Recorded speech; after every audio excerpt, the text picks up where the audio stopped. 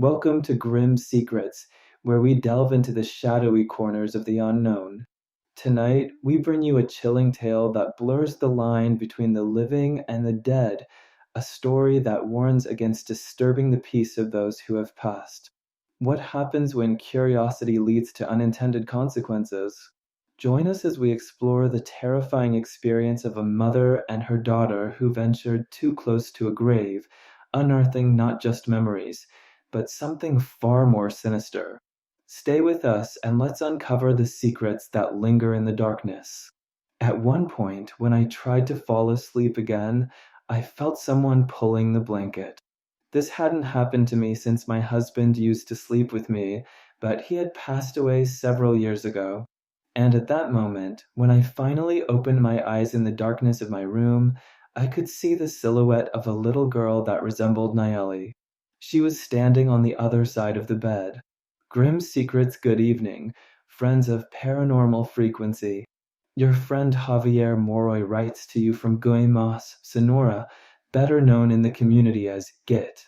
On this occasion, I'm contacting you to share an experience my neighbor Abigail had here in Guaymas.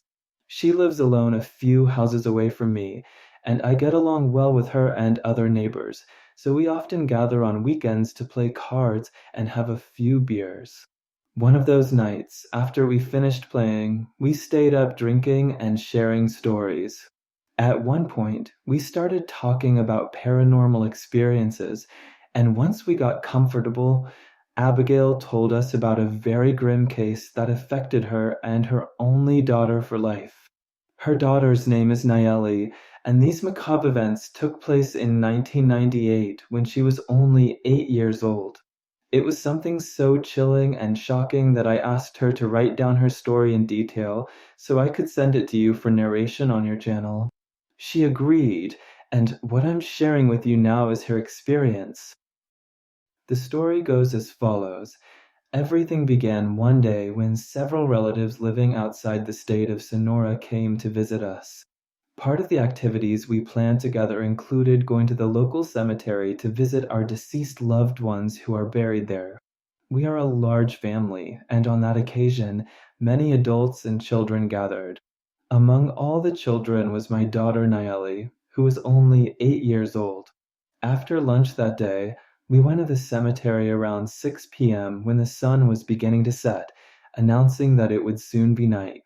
We didn't want to postpone the visit since we had already planned a family outing to the nearby beaches the next day. We didn't think we would spend much time in the cemetery. We simply intended to leave some flowers and candles at the graves of our relatives. However, things did not go as we had planned. We found that the entire cemetery was overgrown with weeds and was visibly neglected in terms of cleanliness. Being a very old cemetery, it rarely received any maintenance throughout the year except when the Day of the Dead approached.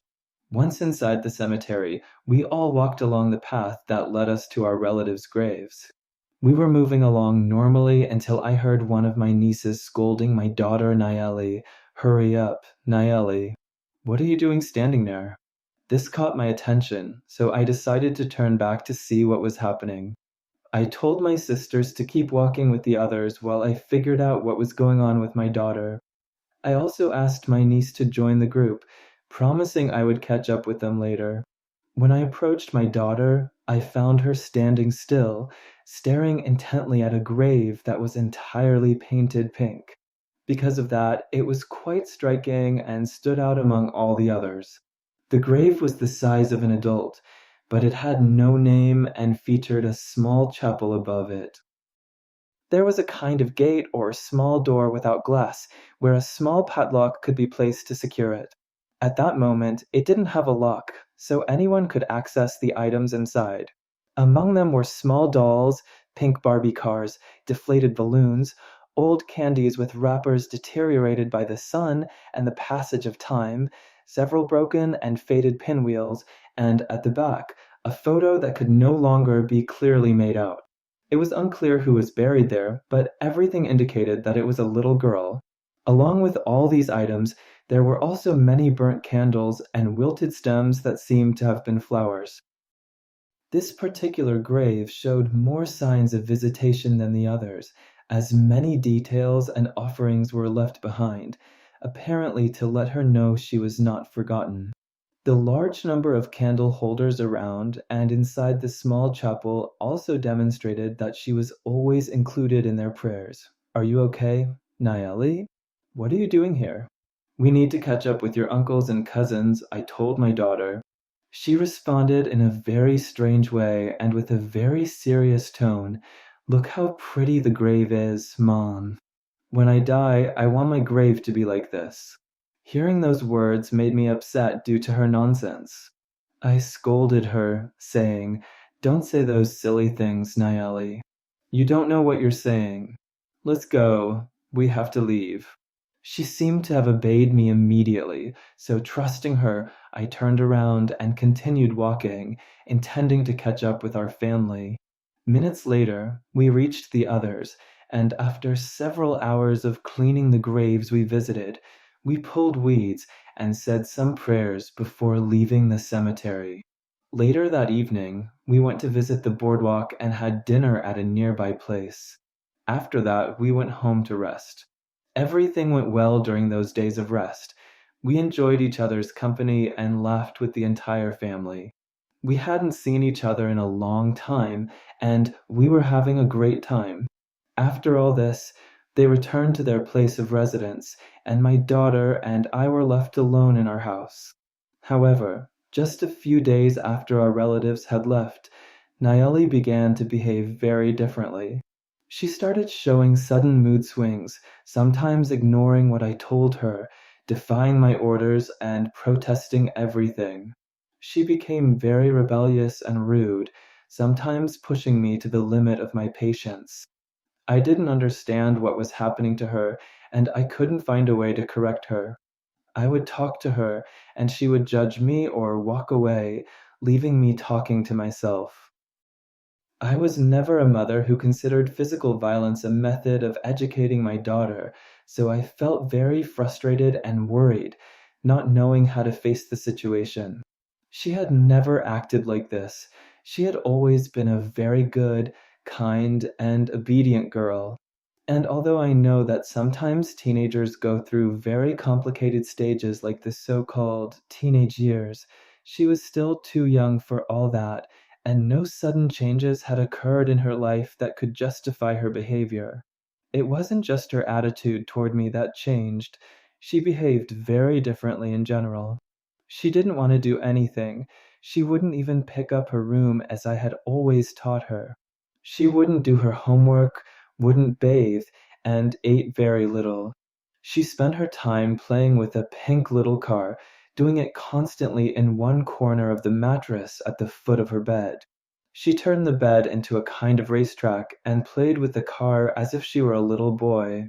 She no longer showed interest in her dolls, her kitchen set, or her children's makeup toys. She dedicated herself exclusively to playing with that little car. She even took it to school. It's worth mentioning that I didn't know how she had gotten that little car, but having had visitors recently and knowing she was one of the favorites due to being one of the youngest nieces, it wasn't unusual for her aunts to gift her new things every time they saw her. So seeing her with different toys wasn't unusual for me. One night, exactly a month after we went to the cemetery and all these events began happening, I got up in the middle of the night to go to the bathroom. After finishing, I had a feeling I should check on Nayeli to see if she was okay. Her room was next to the bathroom, and with the utmost caution not to wake her, I slowly opened the door and observed her bed only with the faint light filtering through the windows and curtains. I realized her bed was empty and very messy, which frightened me, and made me wonder where my daughter was. Upon fully opening the door to enter and look for her, I saw Nayeli sitting on a small chair in front of her dresser mirror with her back to the door. I noticed she was holding that pink little car and heard her whispering something as if she were secretly talking to someone. I then turned on the light in the room to find out what she was doing. That's enough, daughter, I said in an annoyed tone. What are you doing awake at this hour? Are you still playing with that car? Get back in bed. You have school tomorrow, and give me that toy. You're not doing anything but playing with it." Nayeli stood up and, as she got into bed, replied strangely without letting go of the car, "I'm going to sleep now, Mom, as you want, but I can't give you this toy because my friend would get mad. Good night." From her response, I thought that maybe the toy belonged to a little friend at school, so I didn't think much of it. "Good night, sweetie," I replied and turned off the light to go back to my room. I tried to put my head on the pillow, but I couldn't fall asleep. I felt uneasy about my daughter's behavior and her comment about her friend, who I presumed was one of her classmates. After a while of tossing and turning in bed, I finally dozed off. At one point, when I tried to fall asleep again, I felt someone pulling the blanket. This hadn't happened to me since my husband used to sleep with me, but he had passed away several years ago. And at that moment, when I finally opened my eyes in the darkness of my room, I could see the silhouette of a little girl that resembled Nayeli. She was standing on the other side of the bed. "Nayeli?" I asked, surprised. "What are you doing here?" At that moment, I turned on the light next to my bed and was surprised to find my daughter still fast asleep on the mattress. I sat up abruptly, looking for what I thought was a shadow. I glanced toward the corner where I had seen that girl standing. When I realized there was no one there, I felt an unexplainable fear. I quickly grabbed my phone and sent a message to one of my sisters, explaining everything that had just happened to me and how I was feeling. She immediately replied, "Don't panic. You've probably been dreaming or just imagining things. It's common for some of us to feel our loved ones who have passed away in dreams or as spirits. Why don't you check on Nayeli?" After reading the message, I got out of bed and walked cautiously toward her room. I opened the door, and to my surprise, Nayeli was still sleeping soundly. I couldn't believe my eyes. The girl I had seen just minutes ago couldn't have been her. And at that moment, when I looked closer at my daughter, I noticed her little car next to her on the bed. I knew then it was the same one she had been playing with that evening. I felt an unexplainable sensation creeping over me, and at that moment I heard a very soft, but very distinct whisper in my ear, "I'm going to take care of your daughter." I felt like a surge of ice flowed through my spine, and I quickly left her room. I returned to bed and, despite the fear that gripped me, I fell asleep. The next day, when I woke up, everything felt different.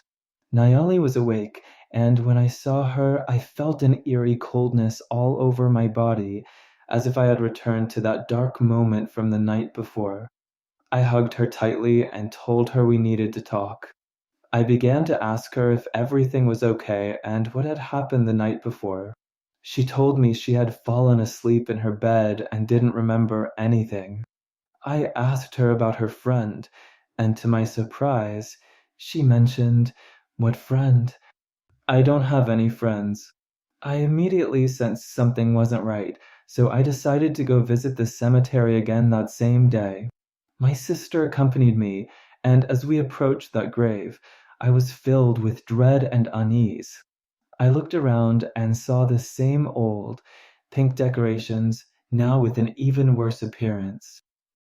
When we reached the grave, I realized that many toys and other items had been taken from it. The pink car caught my attention as it was the same one Nayeli had been playing with. I stood there, trembling and frozen with fear as I realized what was happening. I turned to my sister and said, "This car belongs to the little girl who died and was buried here. She is taking possession of my daughter. We need to leave." We immediately left the cemetery, and once home, I didn't know what to do. I didn't have anyone to confide in, so I called a local priest, and when he arrived, I explained everything. He listened attentively and told me, "Abigail, I believe your daughter is possessed by the spirit of that little girl. She wants your daughter to accompany her, and it's dangerous." After that, the priest offered to help us. He advised me to take my daughter to church regularly and to pray for her with a group of spiritual guides. I took his advice and began taking Nayeli to church every Sunday. I'm not entirely sure how long this ordeal lasted.